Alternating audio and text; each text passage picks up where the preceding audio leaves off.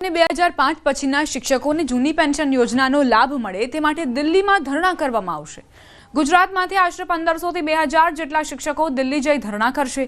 દિલ્હી જંતર મંતર પર 24 નવેમ્બરે એક દિવસીય ધરણાનો કાર્યક્રમ યોજાશે।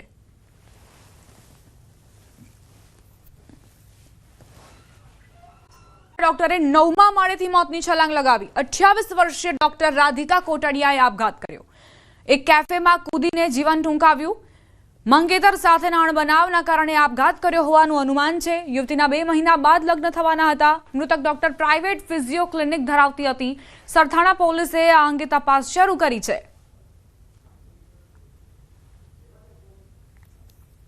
પ્રારંભિક તપાસ કરતા એવી હકીકત માલુમ પડેલ છે કે આ મરણજના રાધિકાબેનના જાન્યુઆરી મહિનામાં લગ્ન તથા સગાઈ પણ હતી, પરંતુ કયા કારણસર એને આત્મહત્યા કરી છે તે દિશામાં પોલીસ ઊંડાણપૂર્વક તપાસ કરી રહેલ છે।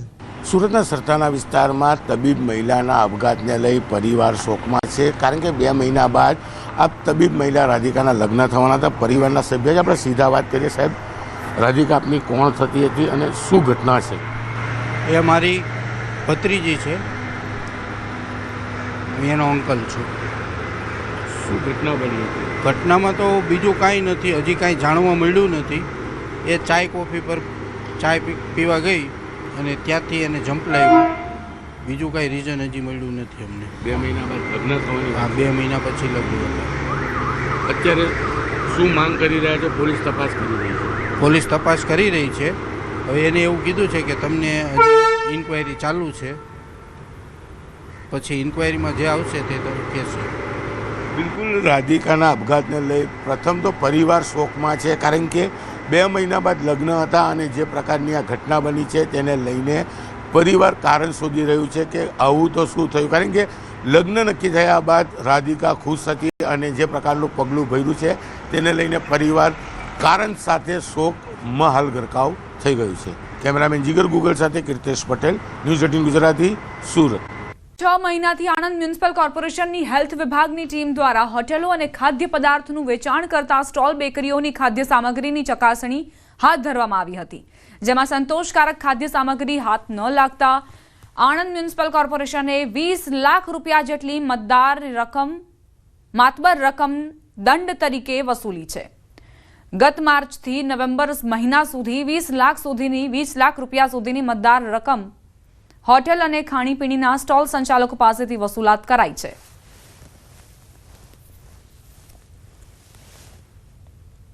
25 જેટલી હોટલો સીલ કરી, બીજી 50 જેટલી હોટલો પાસેથી દંડ વસૂલ કર્યો અને કુલ અમે 20 લાખ રૂપિયાનો દંડ અત્યાર સુધીમાં વસૂલ કર્યો છે। અમારો મૂળ ઉદ્દેશ્ય છે કે મ્યુનિસિપાલિટીના વિદ્યાનગર, કરમસદ, બાકરોલ, આણંદ વિસ્તારમાં અને આસપાસના જીટોડિયા, મોગરી, લાંભેલ ગામોનો જે સમાવેશ થયેલો છે એ વિસ્તારમાં જે કોઈ રેસ્ટોરન્ટો કે ખાણીપીણીના ધંધો ધરાવતા હોય એમની પાસે પૂરતા લાયસન્સ હોય। કામગીરીને લઈ શિક્ષકોની મુશ્કેલીમાં વધારો થયો છે। સાણંદના ગનાસર ગામે એસઆઈઆરની ઓનલાઈન પ્રક્રિયા ચાલુ કરાઈ છે। બીએલઓ દ્વારા ફોર્મ ઓનલાઈન ભરવાની પ્રક્રિયા ચાલુ કરાઈ। અધિકારીઓ દર 2 કલાકે ફોન કરી માહિતી માંગે છે, જેથી શિક્ષકો સતત માનસિક તણાવમાં રહે છે।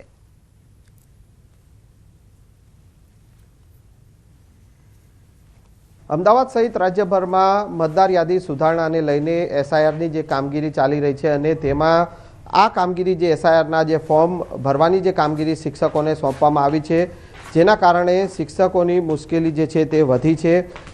હાલ આપ જે જોઈ શકો છો કે સાણંદની એક સ્કૂલ છે કે જ્યાં અત્યારે એસઆઈઆરના જે ફોર્મ જે છે તેને ઓનલાઈન પ્રક્રિયા જે છે તે કરવાની કામગીરી કરવામાં આવી રહી છે, પરંતુ શિક્ષકો જે છે એ શૈક્ષણિક પ્રવૃત્તિથી અલગ રહી અને અત્યારે જે છે તે આ એસઆઈઆરના ફોર્મને ભરવાની કામગીરીમાં જોતરાઈ ગયા છે અને તેના કારણે સતત શિક્ષકો જે છે તેમને કામનું ભારણ વધી રહ્યું છે। આપણી સાથે ભારતીય શૈક્ષિક સંઘના પ્રચાર અધ્યક્ષ જે છે રાકેશભાઈ ઠાકર આપણી સાથે। રાકેશભાઈ, શિક્ષકોને બીએલઓની કામગીરી સોંપવામાં આવી છે, સતત જે છે તે માનસિક તાણ જે છે તે અનુભવી રહ્યા છે, કામગીરીનું ભારણ વધી રહ્યું છે।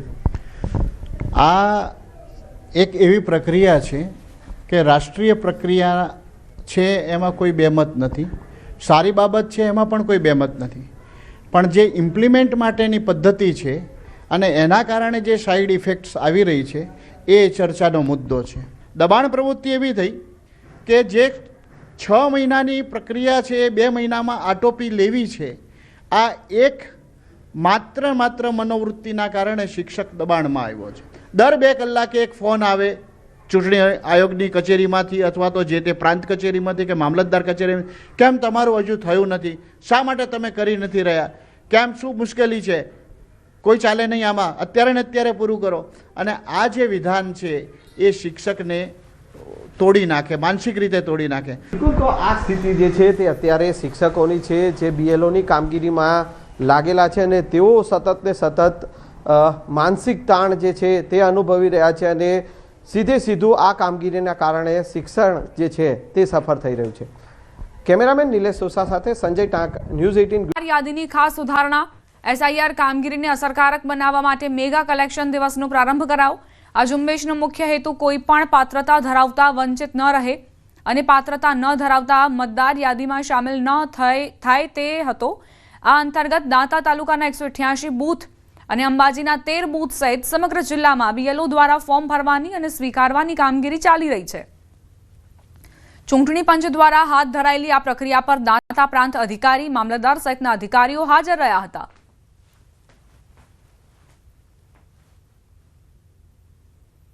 આપણા BLO જે મતદારો છે આદિવાસી, ખાસ અભણ, જે લોકોને ફોર્મ ભરતા આવડતું નથી ગણતરી પત્રક, તે તમામ લોકોને ગણતરી પત્રક ફોર્મ ભરવામાં મદદરૂપ થાય છે. આથી હું તમામ અંબાજીવાસીઓને અપીલ કરું છું કે સત્વરે આપના ગણતરી ફોર્મ આપના મતદાન મથકે આવી અને BLOની મદદ લઈ સત્વરે જમા કરાવવા બધાને વિનંતી. ભારત સરકારના ચૂંટણી પંચ દ્વારા જે SRIના ફોર્મ ભરવાની પ્રક્રિયા ચાલી રહી છે અને તેની અંતિમ તારીખ નજીક આવવાથી ખાસ મેગા કેમ્પ આયોજિત કરવામાં આવે છે કે જેટલા પણ મતદાન બૂથો છે એ મતદાન બૂથો પર જે BLO કામગીરી કરવામાં આવી રહ્યા છે. દાખલા તરીકે અંબાજીમાં જે છે એ અંબાજી અને દાંતા તાલુકામાં 188 બૂથ ઉપર 188 BLO તમામ મતદાન બૂથ ઉપર હાલ તબક્કે ફોર્મ ભરવાની પ્રક્રિયા હાથ ધરી રહી છે. અંબાજીમાં પણ જે રીતે હાલ તબક્કે જે BLO જે એ કામગીરી કરે છે અને મોટી સંખ્યામાં મતદારો છે એ પોતાના ફોર્મ ભરવા માટે પહોંચી રહ્યા છે. અને ખાસ કરીને કોઈ પણ મતદાર પોતાના મતદાનથી વંચિત ન રહે કે પછી જે સ્થળાંતર કરી ગયેલા વ્યક્તિ હોય કે પછી મરણ ગયેલા વ્યક્તિ હોય એમના નામના કોઈ ખોટું મતદાન ન કરી રહે તેના માટેની આ મતદાર યાદી સુધારણાનો જે કાર્યક્રમ હાથ ધરવામાં આવ્યો છે તેને પણ લોકો સરાહનીય કરવામાં માની રહેવામાં આવ્યા છે. અને હાલ તબક્કે જે રીતે કામગીરી ચાલી રહી છે તે મોટી સંખ્યામાં જે લોકો જે છે જે અભણ લોકો જે કે જે ફોર્મ નથી ભરી શકતા કે જેમની પાસે ફોર્મ નથી પહોંચ્યા તેવા લોકો જે છે આ મતદાન બૂથ ઉપર આજે વહેલી સવારથી મતદાન સ્થળ જે છે પોતાના ફોર્મ ભરવા માટે અને ફોર્મ સબમિટ કરવા માટે પહોંચી રહ્યા છે. અને આ પ્રક્રિયા છે સતત 2 દિવસ સુધી ચાલવાનું છે, જેથી કરી તમામ મતદારોને પણ અપીલ કરવામાં આવી છે કે પોતે કોઈ મતદાનથી વંચિત ન રહી જાય તે માટે આ ફોર્મ ભરવું અતિ આવશ્યક ગણવામાં આવી રહ્યું છે. મહેન્દ્ર અગ્રવાલ, ન્યૂઝ 18 ગુજરાતી, અંબાજી. સમાચાર રાજકોટથી. SIRની કામગીરી મામલે NSGYનો વિરોધ, શિક્ષકોની કામગીરી આપવા મામલે વિરોધ. NSGYના કાર્યકરો રોડ પર સૂઈ ગયા અને વિરોધ નોંધાવવા પહોંચ્યા. રજૂઆત કરી તે પહેલા જ પોલીસે તમામની અટકાયત કરી. શિક્ષકો SIRની કામગીરીમાં વ્યસ્ત હોવાથી વિદ્યાર્થીઓની હાલત કફોડી હોવાની વાત તેમણે કરી છે. NSGYનું કહેવું છે કે જો SIRની કામગીરીમાં શિક્ષકો વ્યસ્ત હોય તો વિદ્યાર્થીઓને કેવી રીતે ભણાવશે, તેમનું ભણતર બગડશે, તેમની હાલત કફોડી છે. શિક્ષકોની પડતી મુશ્કેલીની વાત કરીએ તો તેમનું કહેવું છે કે સરકારી શિક્ષકો પાસેથી જ કેમ આવી અપેક્ષાઓ રખાઈ છે. શિક્ષણની ગુણવત્તા પર શું ગંભીર અસર નહીં થાય જો SIRની કામગીરીમાં શિક્ષકો જોડાશે તો? રજાના દિવસોમાં પણ તેમને કામ કરવું પડે છે. કાયદાકીય જોગવાઈનું ઉલ્લંઘન થાય છે. અમદાવાદમાં ખાખીને લજાવતી ઘટના બની. અમદાવાદ PI સામે છેડતીની ફરિયાદ. બરકત અલી ચાવડાએ 19 વર્ષીય યુવતી સાથે અડપલા કર્યા હોવાના આરોપ. વેજલપુર પોલીસ સ્ટેશનમાં ફરિયાદ નોંધાઈ છે. વિશાલા વિસ્તારમાં એક એપાર્ટમેન્ટની લિફ્ટમાં યુવતીના ખભે હાથ મૂકી શારીરિક અડપલા કર્યાનો PI પર આક્ષેપ. PI હાલમાં ગાંધીનગર કંટ્રોલ રૂમમાં ફરજ બજાવે છે. મળતી માહિતી અનુસાર પોલીસ ઇન્સ્પેક્ટર બરકત અલી ચાવડા સામે 19 વર્ષીય યુવતીએ શારીરિક અડપલા કર્યા હોવાના આરોપ મૂક્યા. યુવતીએ ફરિયાદમાં જણાવ્યું છે કે PI ચાવડાએ લિફ્ટમાં તેની સાથે અડપલા કર્યા હતા અને તેના ખભા પર હાથ મૂક્યો હતો. ગભરાઈ ગયેલી યુવતીએ અભયમ હેલ્પલાઇનને ફોન કર્યો. ટીમે કાઉન્સેલિંગ કર્યા બાદ યુવતી આ મામલે વેજલપુર પોલીસ સ્ટેશનમાં ફરિયાદ નોંધાવી છે. અને આરોપી અને બંને ની લિફ્ટ ઉપર ગયેલી વખતે ત્રીજા માળે ફરિયાદીને ઉતરવાનું હતું, પણ આરોપીએ એ જે લિફ્ટ છે એ બંધ કરી દીધેલી અને ત્યારબાદ 9મા માળે ગયેલી અને એ દરમિયાન જે ફરિયાદી છે એની સાથે શારીરિક હડપલા થયેલા. ત્યાર પછી 9મા માળેથી પાછી નીચે આવેલી અને એ જે 6ઠ્ઠા માળે છે એ આરોપી ઉતરી ગયેલ અને ત્યારબાદ જે ફરિયાદી છે એણે મામાના ઘરે વાત કરતા તેઓ 181માં ફોન કરી બોલાવેલ અને ત્યારબાદ પોલીસ સ્ટેશન જતાં પોલીસે ફરિયાદ નોંધેલી છે. આ કામે તપાસ ચાલુ છે. આ કામે બરકતભાઈ ચાવડા કરીને છે, એમના વિરુદ્ધમાં ફરિયાદ દાખલ થઈ છે. હાલમાં સીસીટીવી ફૂટેજના આધારે પોલીસ તપાસ કરી રહી છે. તો વેજલપુર પોલીસ સ્ટેશનમાં યુવતીએ ફરિયાદ નોંધાવી. તેનું કહેવું છે કે લિફ્ટમાં આ પીઆઈએ અડપલા કર્યા અને તેના આધારે પોલીસે પણ હવે તપાસ શરૂ કરી છે. લિફ્ટના સીસીટીવી ફૂટેજના આધારે તપાસ આરંભાઈ છે.